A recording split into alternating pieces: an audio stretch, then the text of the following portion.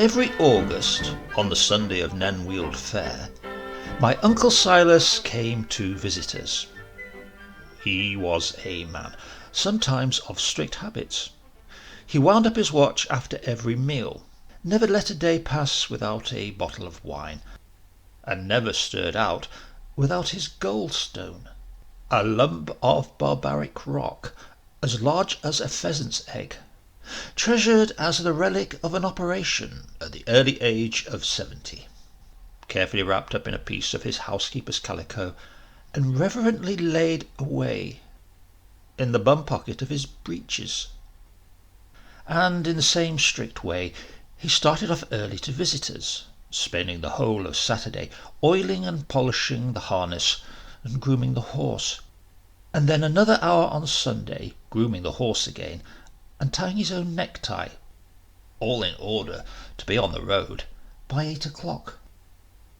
From my Uncle Silas's house to my grandmother's it was less than 7 miles, an hour's journey.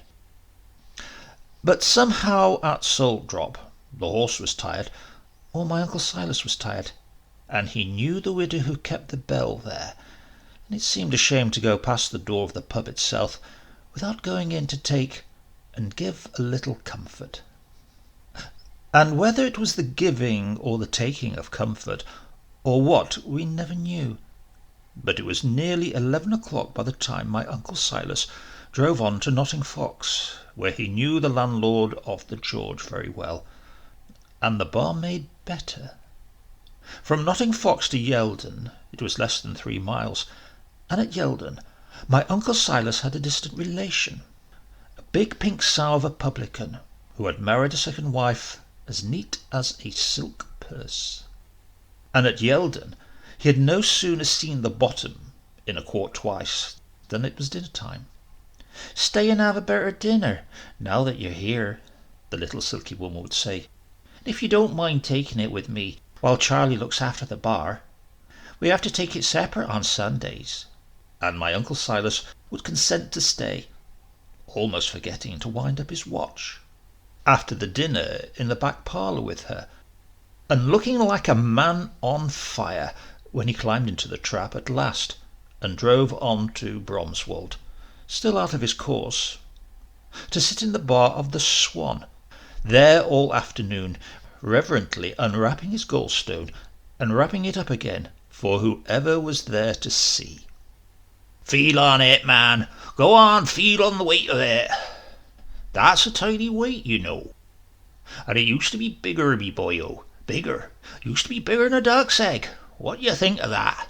Think of having that inside you, eh?"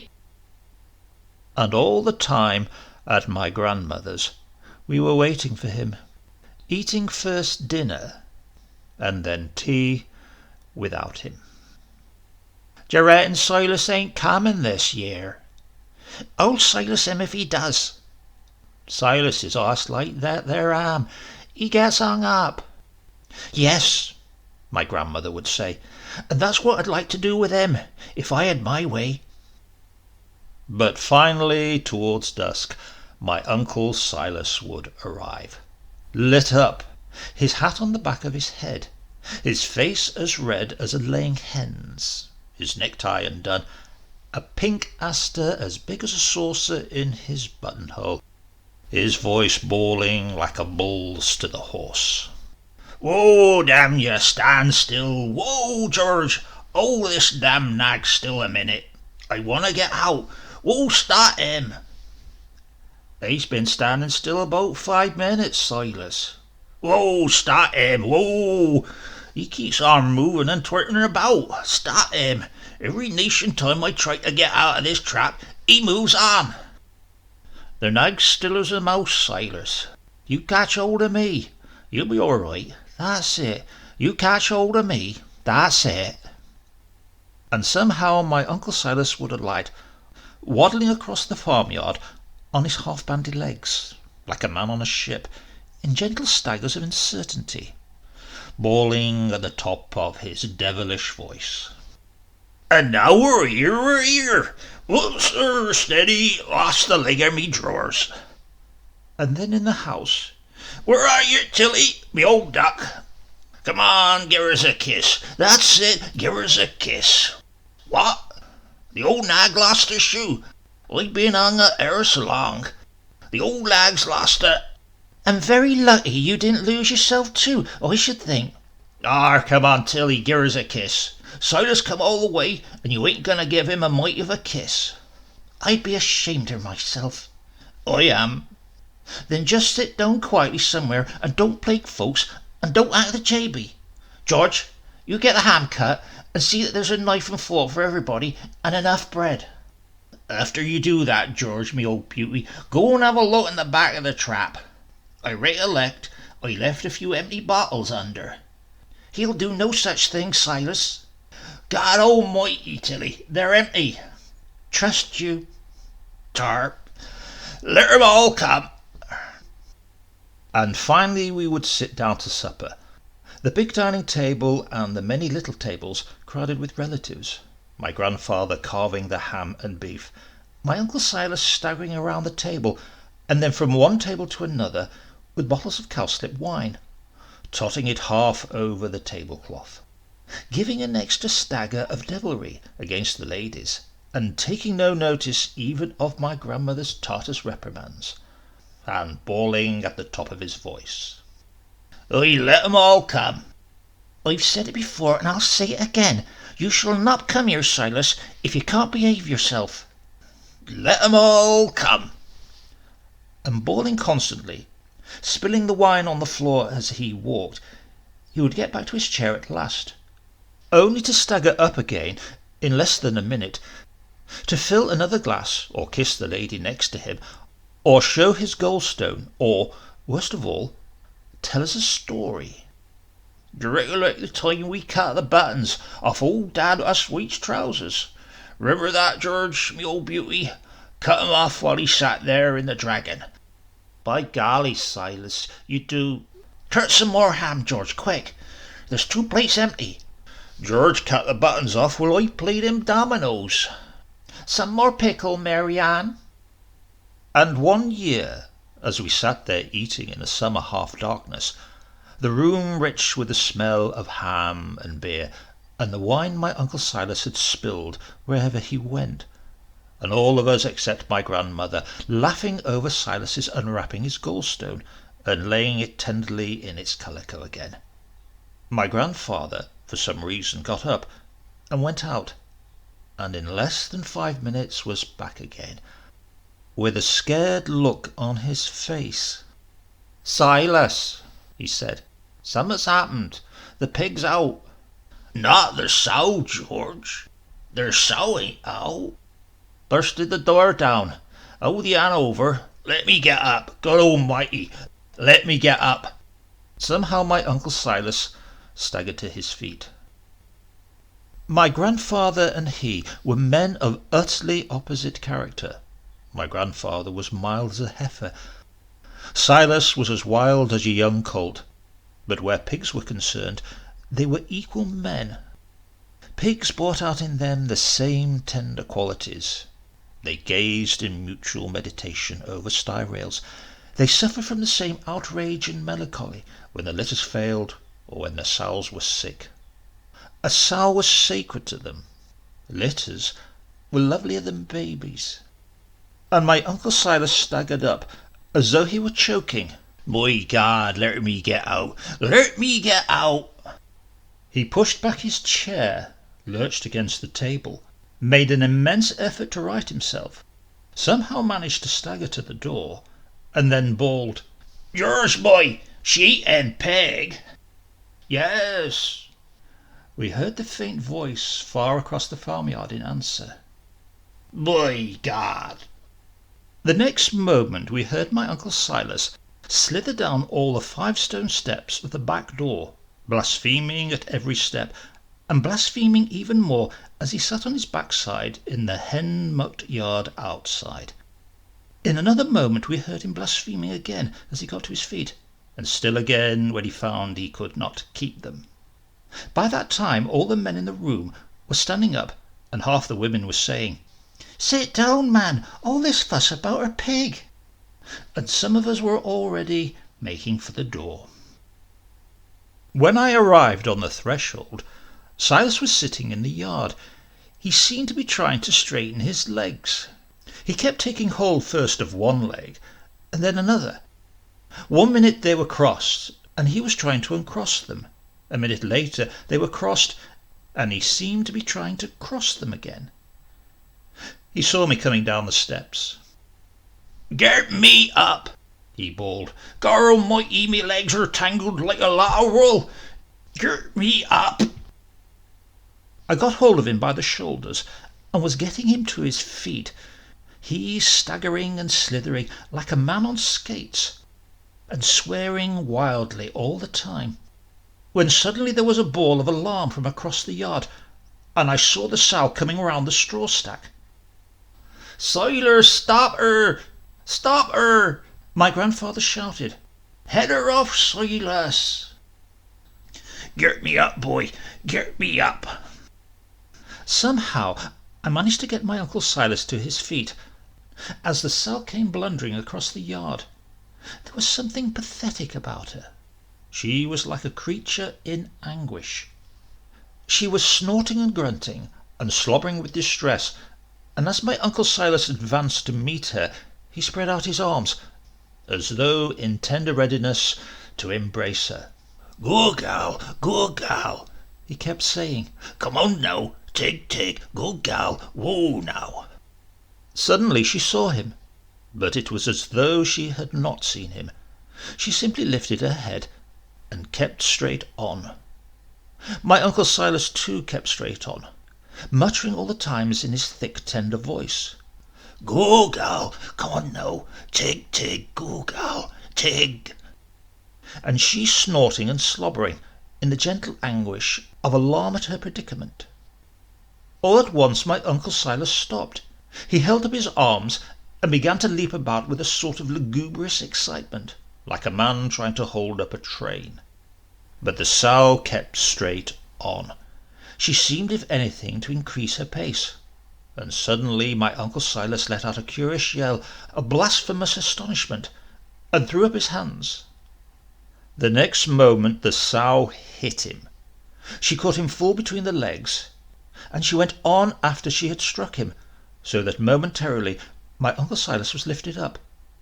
For another moment he seemed to ride on the sow's head, backwards, his squat bow legs flapping like the ears of the sow itself.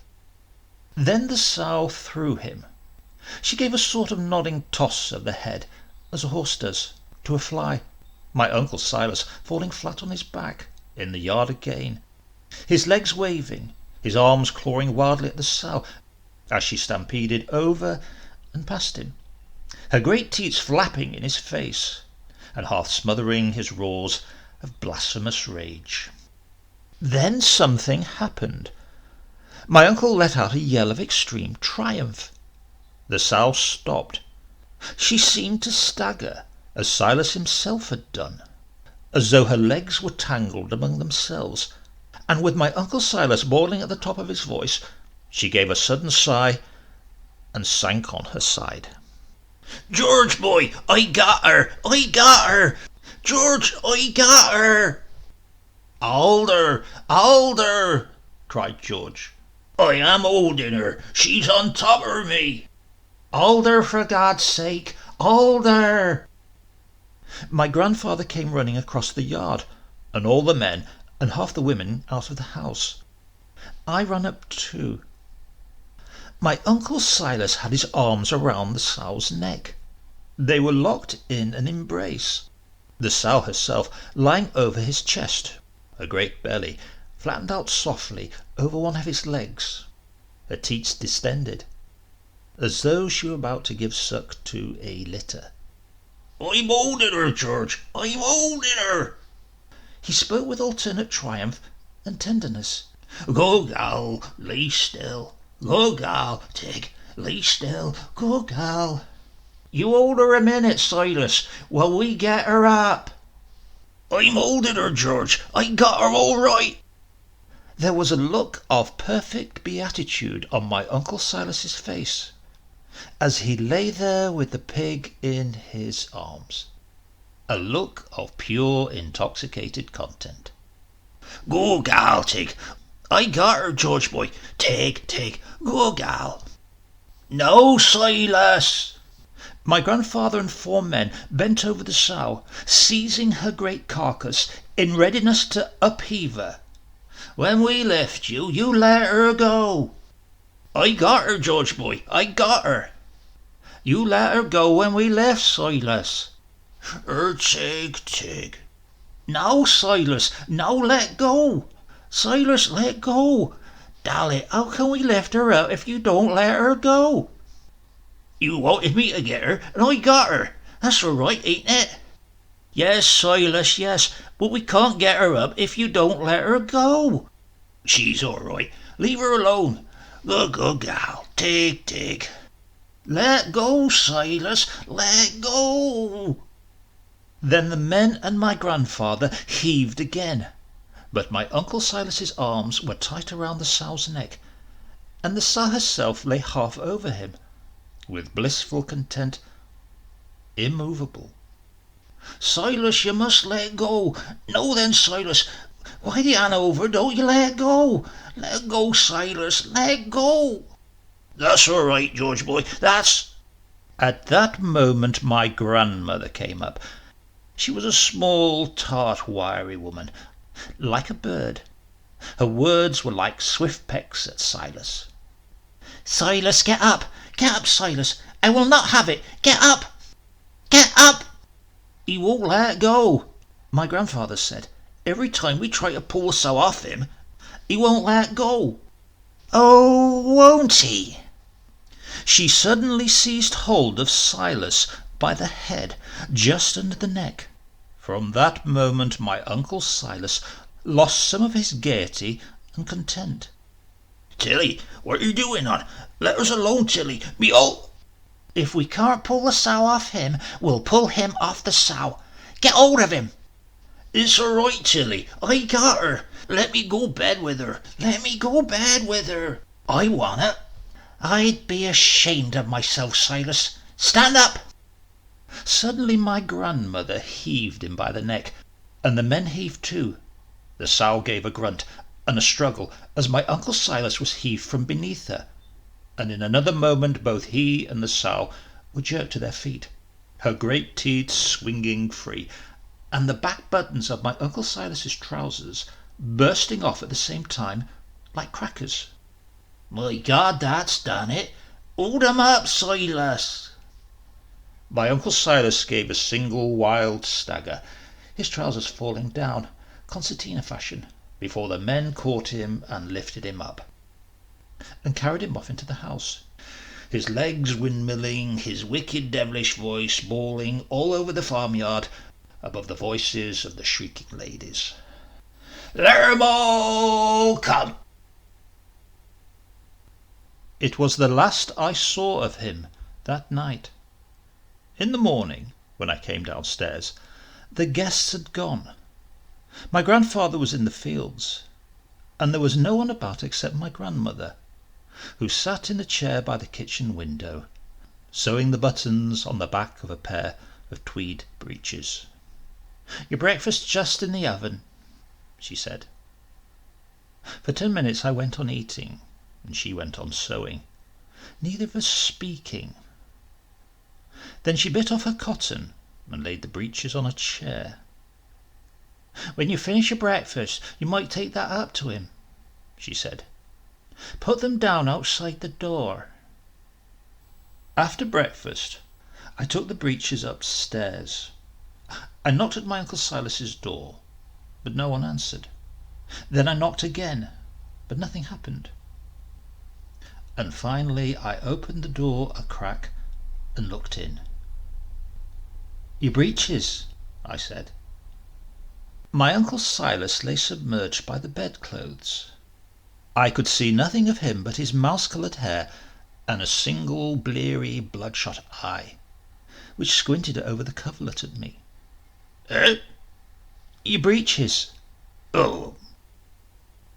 After that one utterance he was silent.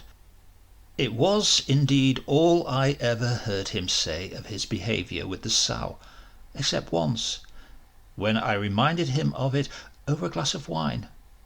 And then he said, "What sow? When was that?" "You remember," I said. And I told him about it again, laughing as I spoke, telling him how he had caught the sow and held her down, and how the buttons of his breeches had snapped off as we strained to release him. "You must have been some buttons short that night," I said. "Don't you remember?" He sat silent for a minute, his glass empty in his hand, his lips wet and shining with wine, looking at me with the blandest cocking of his bloodshot eye in an innocent effort of recollection. At last he shook his head. "No," he said. "There's some things you can't remember." His hand was on the bottle. "Mouthful of wine?"